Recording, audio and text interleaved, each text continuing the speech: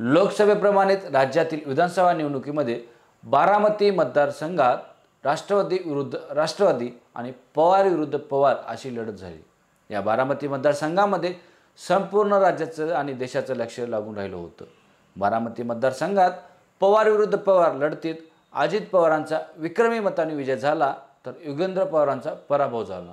पराभव झाल्यानंतर आता युगेंद्र पवारांनी चक्क मत पडताळणीसाठी अर्ज केला आहे। फेरमतमोजणीसाठी लागणारी रक्कम सुद्धा भरली आहे। त्यामुळे बारामतीमध्ये 5% ईव्हीएमची फेरमतमोजणी होणार आहे।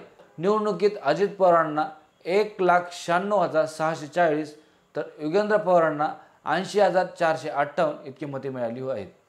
अजित पवार यांना तब्बल 1,16,182 मतांनी विजय झाले होते। अजित पवारांना 2019च्या विधानसभा निवडणुकीत पडलेली तशीच रेकॉर्ड ब्रेक मते मिळाली आहेत। युगेंद्र पवार यांच्यासह महाविकास आघाडीच्या अनेक उमेदवारांनी ईव्हीएम मशीनवर शंका उपस्थित केली आहे। पुणे जिल्ह्यातील तब्बल 11 मतदारसंघातील 11 पराभूत उमेदवारांनी मत पडताळणीसाठी अर्ज केला आहे। 11 पराभूत उमेदवारांनी अर्ज केलेला नेमकं कोणकोणत्या मतदारसंघातून आहे आपण ते पाहूयात। शिरूरमधील अशोक पवार, बारामतीमधील युगेंद्र पवार, हडपसरमधील प्रशांत जगताप, चिंचवडमधील राहुल कलाटे, खडकवासलामधील सचिन दोडके, पर्वतीमधील अश्विनी कदम, भोसरीमधील अजित गव्हाणे तर दौंडमधील रमेश थोरात या मतदारसंघातील समावेश आहे।